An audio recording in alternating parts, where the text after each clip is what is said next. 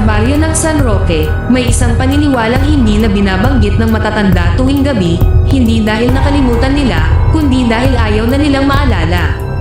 Tuwing sasapit ang tag-ani, kapag ang hangin ay mabigat at ang buwan ay tila may bahid ng dilaw, may lumilitaw raw na isang apoy na lumulutang sa gitna ng palayan. Hindi ito karaniwang liwanag, hindi ito lampara, hindi ito sulog. Ito raw ang San Telmo.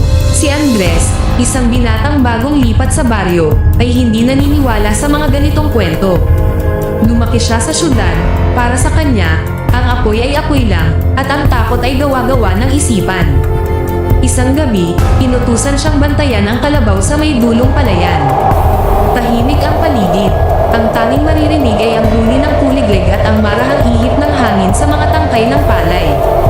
Hanggang sa, may liwanag siyang nakita, isang maliit na apoy, kulay bughaw at kahel, na lumulutang sa hangin. Hindi ito kumikislap, hindi rin ito umaapoy ng normal. Parang, humihinga, gas lang siguro, bulong ni Andres sa sarili. Ngunit habang pinagmamasdan niya ito, gumagalaw ang apoy, palapit, mabagal, sinasadya. Kasabay nito, biglang tumahimik ang paligid. Nawalang parang bula ang mga kuliglig. Pati ang kalabaw ay napaungol at pilit na kumawala sa tali. Doon siya kinabahan. Naalala niya ang babala ng matandang si Mang Isko bago siya umalis. Kapag may nakita kang ilaw sa palayan, huwag mong sundan, huwag mong titigan, at higit sa lahat, huwag mo itong kakausapin. Ngunit huli na, biglang lumaki ang San Telmo, mula sa kasing laki ng kamao, naging kasing laki ng ulo ng tao. Sa gitna ng apoy, may anino. Mukha ng isang lalaki, sunog ang balat, walang mata, itim na hukay lang. Ngunit nakangiti, at last, may boses na nagmula sa apoy. Pangos, tila galing sa ilalim ng lupa.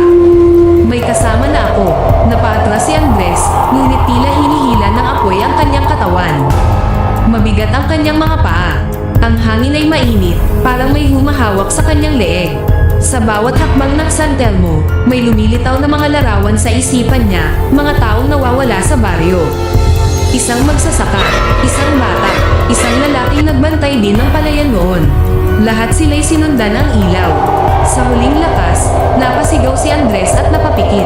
Inalala niya ang dasal ng kanyang ina, isang dasal na matagal na niyang nakalimutan. Biglang umiyak ang hangin, sumiklab ang apoy, at sa isang iglap, nawala ang San Telmo. Kinabukasan, natagpuan si Andres sa gitna ng palayan. Buhay, ngunit tahimik, hindi na siya muling nagsalita. At kung titigan mo raw ang kanyang mga mata, makikita mo ang munting apoy na kumikislap sa loob. Simula noon, dumami ang San Telmo sa San Roque. At sabi ng matatanda, hindi sila basta apoy, sila ang mga kaluluwang hindi na umuwi. At naghahanap sila ng kapalit. Kaya kung sakaling mapadaan ka sa palayan sa gabi, at may makita kang ilaw na tila tumatawag sa'yo, huwag kang lalapit, huwag kang lilinggan. Dahil kapag sinundan mo ang San Telmo, ikaw na ang susunod na magiging ilaw.